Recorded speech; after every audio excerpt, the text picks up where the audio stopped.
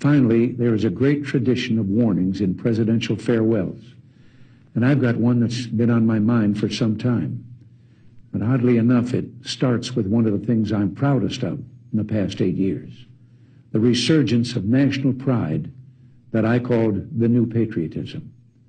This national feeling is good, but it won't count for much, and it won't last unless it's grounded in thoughtfulness and knowledge. An informed patriotism is what we want. And are we doing a good enough job teaching our children what America is and what she represents in the long history of the world? Those of us who are over 35 or so years of age grew up in a different America. We were taught very directly what it means to be an American. And we absorbed almost in the air a love of country and an appreciation of its institutions. If you didn't get these things from your family, you got them from the neighborhood, from the father down the street who fought in Korea, or the family who lost someone at Anzio. Or you could get a sense of patriotism from school. And if all else failed, you could get a sense of patriotism from the popular culture. The movies celebrated democratic values and implicitly reinforced the idea that America was special. TV was like that, too, through the mid-60s. But now we're about to enter the 90s, and some things have changed. Younger parents aren't sure that an unambivalent appreciation of America is the right thing to teach modern children.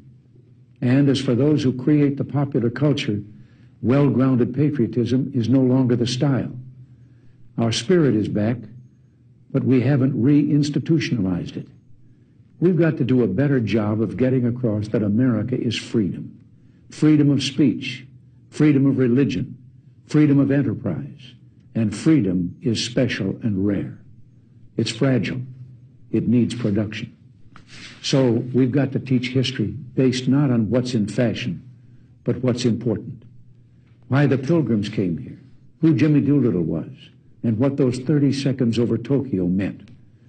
You know, 4 years ago, on the 40th anniversary of D-Day, I read a letter from a young woman writing to her late father, who had fought on Omaha Beach. Her name was Lisa Zanata Hen, and she said, "We will always remember. We will never forget what the boys of Normandy did." Well, let's help her keep her word. If we forget what we did, we won't know who we are. I'm warning of an eradication of the American memory that could result ultimately in an erosion of the American spirit. Let's start with some basics. More attention to American history and a greater emphasis on civic ritual. And let me offer lesson number 1 about America. All great change in America begins at the dinner table. So tomorrow night in the kitchen, I hope the talking begins. And children, if your parents hadn't been teaching you what it means to be an American, let them know and nail them on it. That would be a very American thing to do.